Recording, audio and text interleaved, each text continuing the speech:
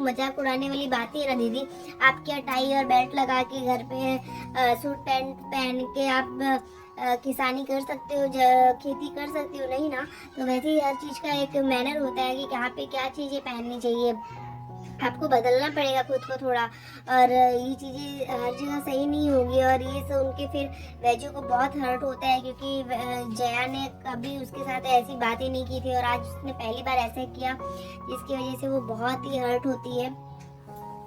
तभी हम दूसरी तरफ देखते हैं कि जो जया होती है वो बहुत ही गुस्से में रहती है। तो सुंदरा जी उसे समझाने की कोशिश करती है, पर वैजू वहाँ पे खड़ी रहती है और वो बोलती है कि जो जया होती है वो बोलती है कि नहीं माँ, ये समझना पड़ेगा। हर जगह पे हम हर चीज़ के लिए हम इनको हम वैजू दीदी की गलती को भी हम पर्दा नहीं डाल सकते और उनकी हर बात में हम उनका सहयोग नहीं कर सकते हैं। तो ये सुन के वैजू को बहुत तकलीफ होती है। और फिर जैसे ही थोड़ा हवा चलता है तो वैजू के जो बाल होते हैं वो उड़ते हैं, जिसकी वजह से उसका सिंदूर दिखने लगता है।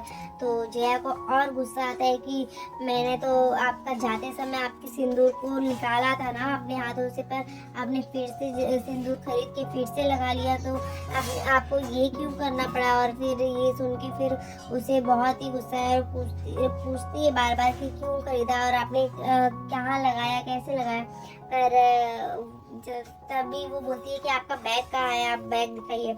और उसका बैग चाक के चेक करने लगती है तो उसमें सिंदूर का डिब्बा मिलता है, जिसकी वजह से वो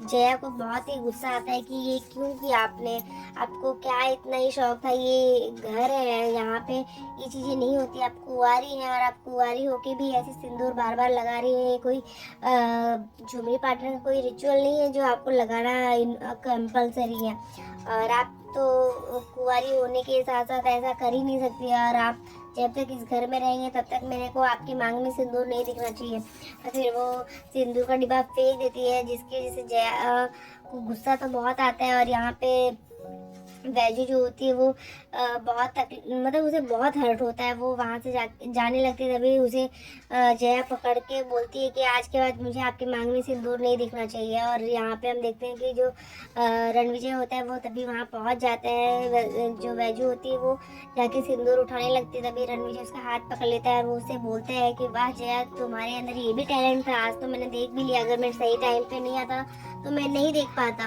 और ये सुन के फिर जया को भी बुरा लगता है, तो वो बोलती है कि इसमें गलत क्या मैंने, सही चीज़ें है। वो कुंवारी है और जाने से पहले मैंने उनकी मांग से सिंदूर निकाल दिया था, तो वो क्यों लगा ली फिर से? तो ये सुन के फिर वैजू को वो की साइड से वो बोलता है। और वो फिर वो बोलता है कि एक समय तो था तुम्हें बहुत ही दिक्कत होती थी उनके हर चीज़ों से, और आज तुम मुझे मैनर सिखा रहे हो, तो मुझे क्या बात करनी है? कि हमारे बहन की बीच की बात है, तो तुम ऐसे कैसे बीच में बोल सकते हो? तो इस बात से रणविजय थोड़ा उससे गुस्सा रहता है। और यहाँ पे हम दूसरी तरफ देखते हैं कि जो वैजू होती है वो भी बहुत नाराज़ हो जाती है।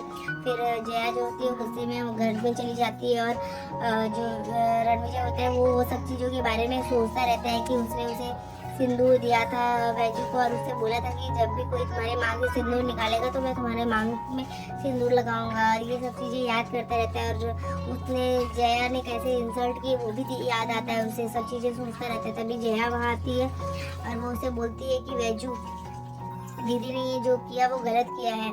फिर वो उससे पहले तो खाने के लिए बोलती है, तो उस वजह से वो ऑफेंड हो जाता है। वो बोलता है कि